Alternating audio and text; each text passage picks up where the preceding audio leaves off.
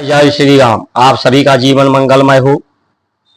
सभी लोग सुख शांति समृद्धि स्वस्थ रहना चाहते हैं, आदर सत्कार पाना चाहते हैं।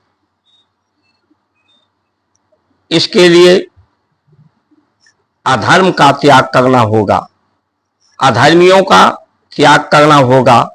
अधर्मियों को कोट बैरी समझान करके त्याग करना होगा।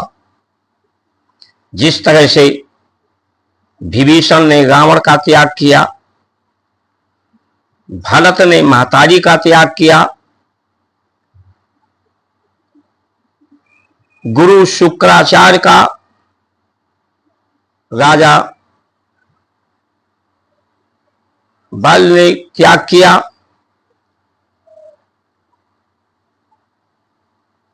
तो इस तरह से जब त्याग होगा अधर्मियों का, अधर्म का, तभी सुख शांति सौहार्द स्थापित होगा। ये चिंतन का विषय है। देश काल परिस्थितियां जो इस समय की है उसके प्रति आपको जागृत किया जा रहा है। ये वीडियो जागृत करने के लिए है, टीआरपी बढ़ाने के लिए नहीं है। जैसा कि आज के लोग वीडियो अपनी टीआरपी बढ़ाने के लिए करते हैं।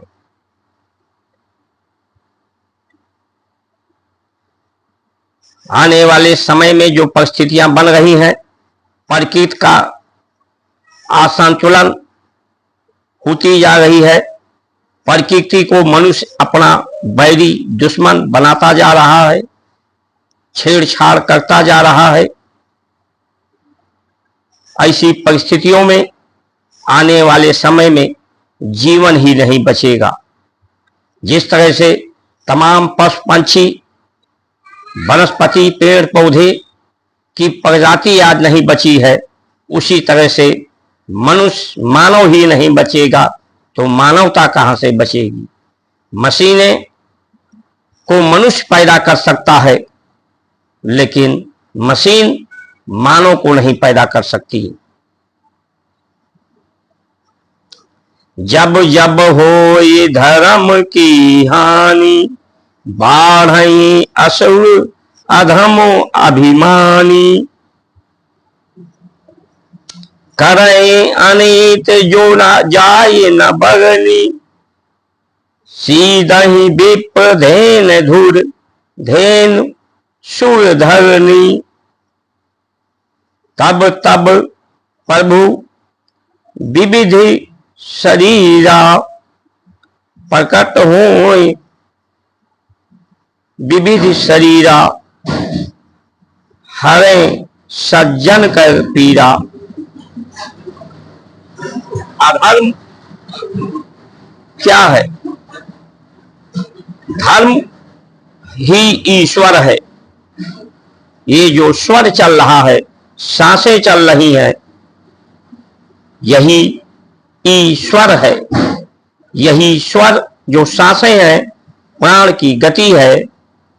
प्राण की गति के कारण ही व्यक्ति को भूख लगती है, प्यास लगती है, निद्रा होती है, अपने पराये की पहचान होती है, संबंधों का निर्वहन होता है, संसार से संबंध और तत्वों से आहार के रूप में संबंध होता है। ये संसार के जो तत्व हैं, तत्व एक आधार है उस प्राण को धारण करने के लिए।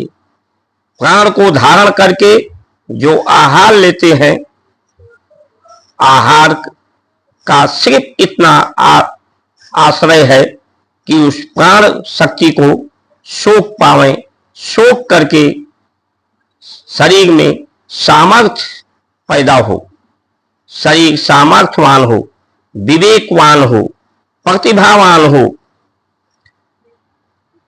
ये जो 7 कांड है रामचरितमानस के,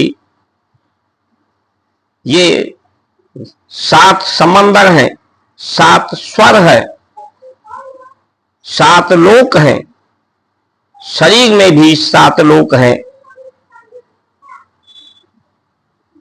ये 7 कांड मानव के जीवन के कांड हैं, जो प्रकट होते हैं परमात्मा।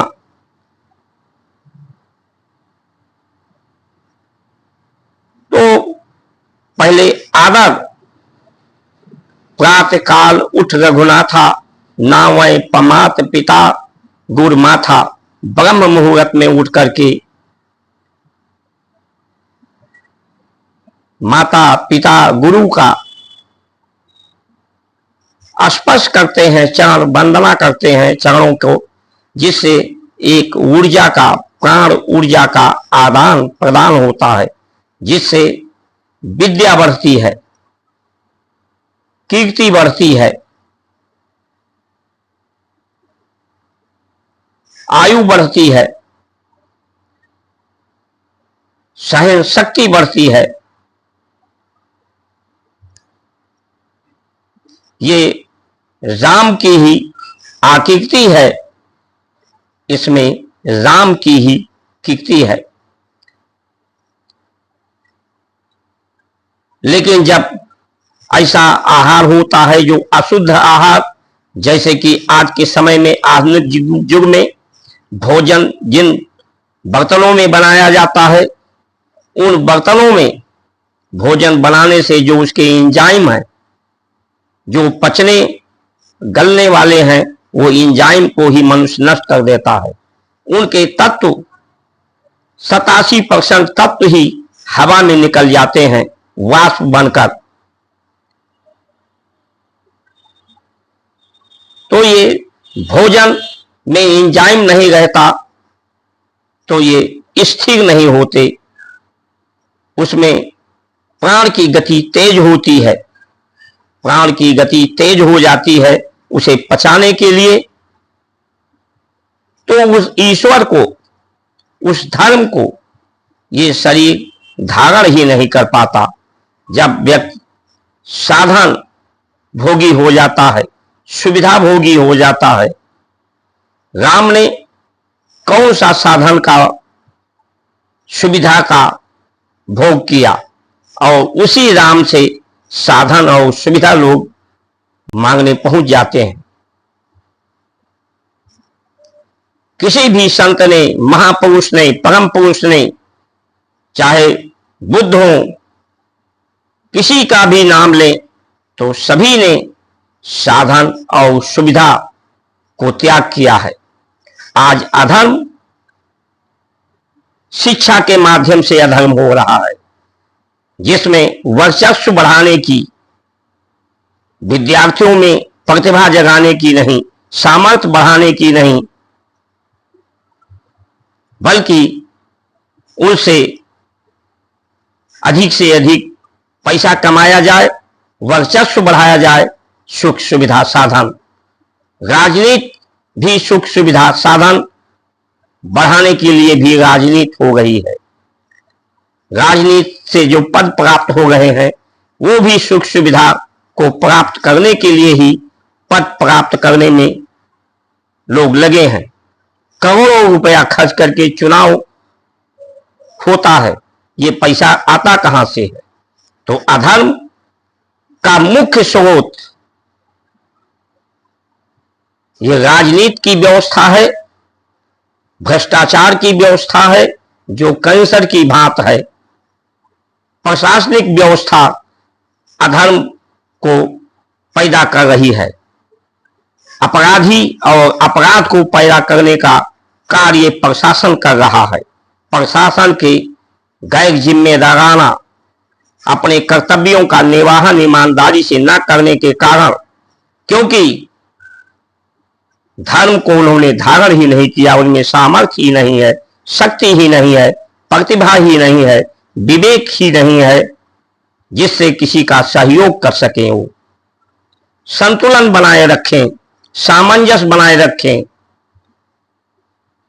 न्याय व्यवस्था हो, स्वास्थ्य व्यवस्था हो, राजनीतिक व्यवस्था हो, शिक्षा व्यवस्था हो, सब अपनी वर्चस्व स्थापित करने के लिए लगे हुए हैं। यही अधर्म का मार्ग है, अधर्मी है ये और अधर्म को बढ़ा रहे हैं। इसलिए किसी व्यक्ति का विरोध नहीं, व्यवस्था का विरोध होना ही चाहिए। ऐसी व्यवस्था का त्याग जितना जल्दी हो सके लोगों को करना चाहिए। आरक्षण की व्यवस्था किसी की गरीबी मिटाने के लिए नहीं है, बल्कि जो पिछड़े हैं वो अब पिछड़े होते जा रहे हैं, जो दलित हैं वो अब दलित होते जा रहे हैं। ऐसे लोग कुछ अच्छा करने की बात करते हैं जिनके अंदर कुछ धर्म की अच्छाई ही नहीं है, ट्रेडिंग कर रहे हैं। ट्रेडिंग में यही होता है, ट्रेडिंग करने वाला ना उत्पादन करता है ना उसके पास पूंजी होती है। दूसरे की उत्पादन को, दूसरे के पूंजी के बल पर एक दूसरे को दलाली करके व्यापार कराता है। उसी तरह से आज की राजनीतिक व्यवस्था है, प्रशासनिक व्यवस्था है। इनके पास कुछ अच्छा करने के लिए नहीं, इनमें अच्छाई नहीं है, इसलिए कुछ ये अच्छा कर नहीं सकते। समय रहते एक देश दूसरे देश को समाप्त करने में लगा हुआ है। मानवता तार तार हो रही है। कुछ वर्ष पहले देवरिया में कांड हुआ था, प्रशासनिक लापरवाही की वजह से। उसमें कुछ लोग सस्पेंड निलंबित हुए, तो उससे क्या अंतर पड़ा। अभी कौशाम्बी में हुआ है, जोगी राज में, एक संत के राज में किस तरह से ये भ्रष्टाचार पनप रहा है। शिक्षा में, स्वास्थ्य में, न्याय में, प्रशासन में। इस भ्रष्टाचार के खिलाफ विरुद्ध जनता जनार्दन को जागृत होना पड़ेगा। जागृत नहीं हुए तो कुछ समय बचा है, जो दिन रात आप मेहनत कर रहे हैं, लूट घसोट कर रहे हैं अपने लिए, आने वाले संतान के लिए।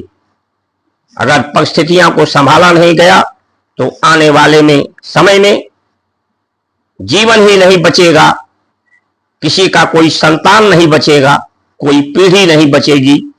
प्रकृति के प्रलय से और बीमारियों से और युद्ध से। इन्हीं वचनों के साथ आप सभी का सुमंगल कामना करते हुए जय श्री राम।